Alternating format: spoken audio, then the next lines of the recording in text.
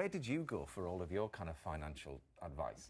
Well, I had a great example from my mother of work ethic. She comes from that, you know, really work hard, and, you know, she was a cleaner. And for me, you know, I had 6 jobs a week. I worked in a bar, I was cleaning, I was studying. So I always had that good work ethic. And I think sometimes when you work hard, it made me really appreciate and value what I have.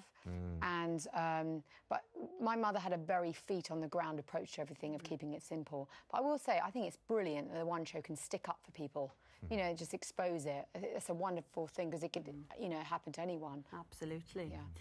We are going to talk about George in detail in a second, but were you a fan of Wham growing up? I was a massive fan. Me too. Massive. I loved Wham.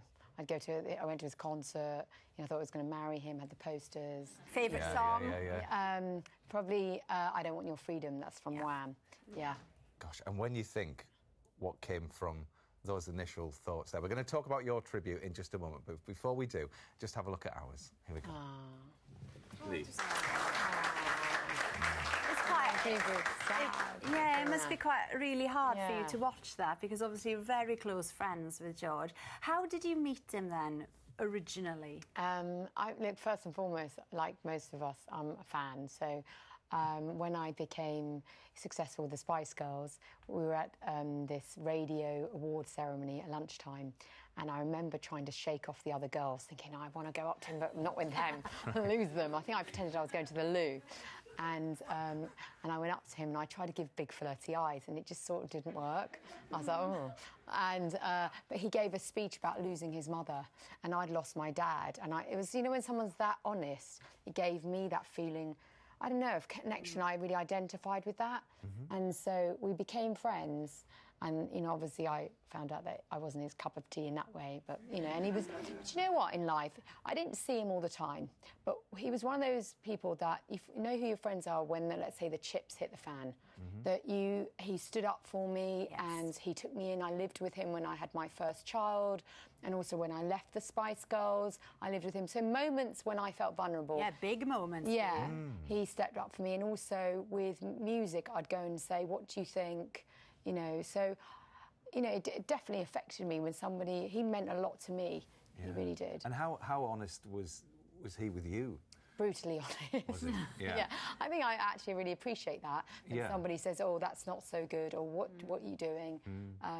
Yeah. And what did he say, about, you know, around that kind of the Spice Girls time when you were he was always very feet on the ground about everything. He wasn't one of those... I think he was saying in that documentary, it comes through that, you know, he wasn't into the fame side of it, and I saw that with him, and I appreciated that. And what, you know, we're discovering now of what a generous person he was. Incredibly generous he was with me, and the relationships he had with people around him. You know, he was a family man, but he also loved... He treated everyone with respect. He really did.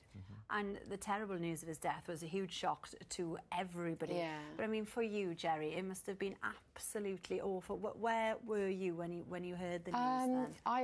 It was Christmas Day, and I had unwrapped some presents from him. Yeah. And so I was thinking, oh, I'd like to see him in the new year. And, yeah, so it was night time. But do you know what it is? It's one of those things that even when I see the footage of him, you think, oh, my God, I can't believe he's gone. You know, part of me goes, there's not quite digested it. It's weird. And, I mean, recently, as far as this music and this record is concerned, how has that kind of helped you? And how did this record actually come about in the first place? It's been amazing, actually.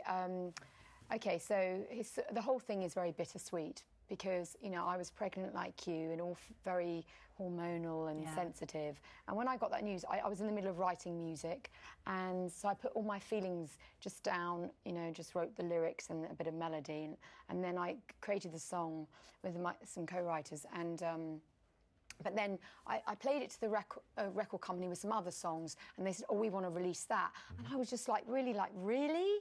And so normally that's when I would ask George, what do you think? And he's not there. So I went and asked someone who'd worked with him, a producer called Chris Porter, who'd worked for him with 30 years. He'd worked on Wham, Jesus for a Child. Yeah. And then he said, I think this is great. Let's, you know, ring up Shirley Lewis, who was his long-time backing singer. She's amazing. She is here tonight. Yeah. And I'm girl-crushing on her. She's so talented, but got amazing energy. I understand why you keep... Because he was in a band. When you're in a band, it's nice having that camaraderie. Yeah. And so having great backing singers that are good, really good... their talent, but also their energy. Yeah. And so she and along some others wanted to be part of it. These are people that have sung on all the songs that you would know. Father Figure, Jesus for a Child, Cowboys and Angels. They're so talented. So it was just an amazing gift. Yeah, you and know, it's to work with a them. seal of approval as well, in a way, because you say you felt unsure about releasing it, but if they're all on board... Yeah, it gave me the courage. And actually, I haven't really... I put my hands up. I haven't released any music for a long time because I actually went through a period of saying, what do you think? And he goes, leave time. Because, you know, I wanted to jump from the hot pants girl. Do you know what I mean? Which we loved. But to get into a more mature artist, I was thinking, how do you do that? Because he's made that jump. And so he just said, leave time. And so I think by putting my toe in the water, and because this song is not... because it's about him and it's for us. Yeah. And do you know what it really taught me? Anybody that's lost anybody, there is great healing when you all come together. I actually feel better and joyful from working with these wonderful people. I feel like something has lifted. I think, yeah. Well, you talk about those wonderful people. They are with us tonight, and we can hear the secret to those wonderful tones right now. I don't want your freedom. I don't want to play around. I don't want nobody, baby. Part-time love just brings me down. I don't want your free. Girl, all I want right now is you. Amazing, aren't you? That's the thing, isn't it, to hear that live? To go on and on.